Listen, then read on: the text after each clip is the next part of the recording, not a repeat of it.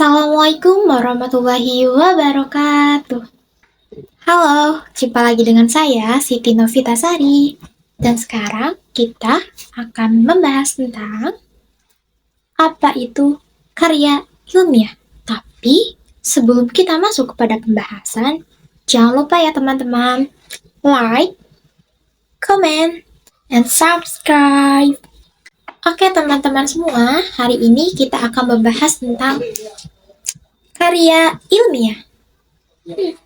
Kalau misalkan kita mendengar kata karya ilmiah, yang terlintas dari pikiran kita secara sederhana pastinya adalah suatu karya logis yang berisi tentang penelitian dan pastinya berkaitan erat dengan kita semua sebagai mahasiswa. Benar atau tidak? Tapi sebenarnya, apa sih itu karya ilmiah? Sebelum penasaran, mari kita bahas.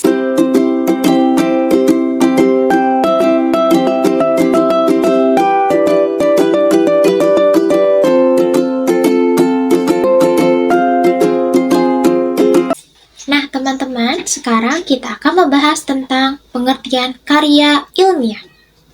Nah, sekarang ada dua pendapat dari beberapa ilmuwan tentang apa sih itu karya ilmiah. Yang pertama ada dari Bambang Dwiloka. Karya ilmiah merupakan karya seorang ilmuwan yang ingin mengembangkan ilmu pengetahuan teknologi dan juga seninya, yang diperoleh dari kepustakaan, kumpulan pengalaman orang lain, dan juga pengetahuan orang lain sebelumnya. Nah, itu kalau misalkan menurut Bambang Dwiloka. Nah, sekarang kalau misalkan menurut Ajat Rukajat, karya ilmiah merupakan suatu produk ilmiah yang membuat dan juga mengkaji suatu masalah atau bidang ilmu tertentu oleh seorang ataupun kelompok dengan menggunakan kaidah-kaidah tertentu juga. Dan sekarang, setiap karya tulis pasti ya memiliki karakteristik. Begitupun dengan karya ilmiah ini.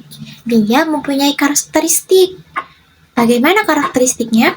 Oke, jadi karya ilmiah ini disajikan dalam sebuah media publikasi yang dapat dilihat dari isi penyajian dan juga bahasa yang digunakannya. Nah, yang tentunya karya ilmiah ini bersifat keilmuan ya, yang isinya itu rasional, objektif, dan tidak memihak. Maksudnya gimana kalau tidak memihak?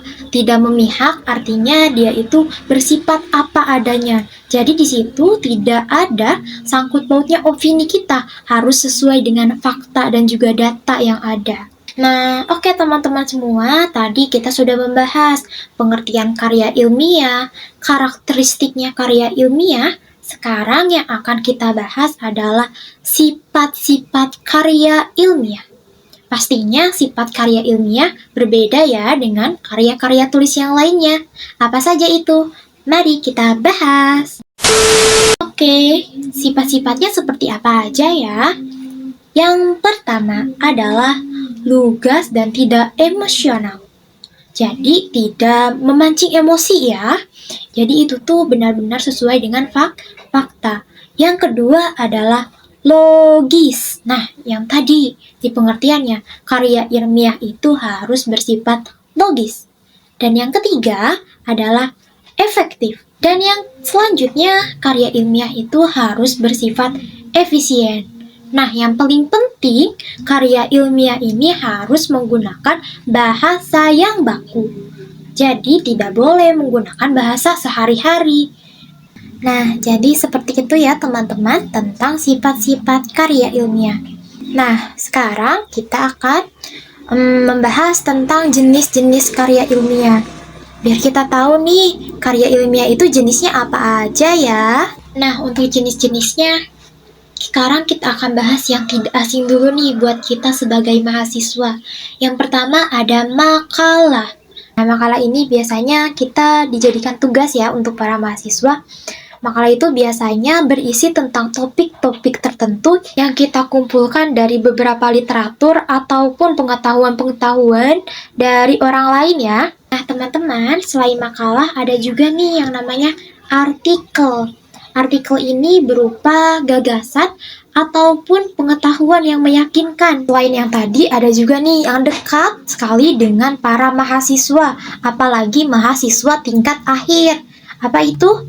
Nah, kita sama-sama tahu ya, yaitu skripsi.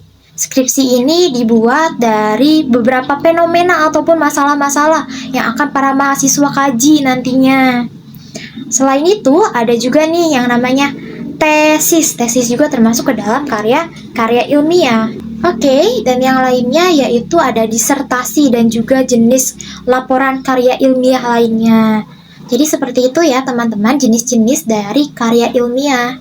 Oke teman-teman, untuk kesempatan kali ini mungkin seperti itu saja ya pembahasan kita tentang karya ilmiah. Terima kasih kepada teman-teman yang sudah menyaksikan video saya pada kesempatan kali ini. Sampai jumpa di lain waktu. Wassalamualaikum warahmatullahi wabarakatuh.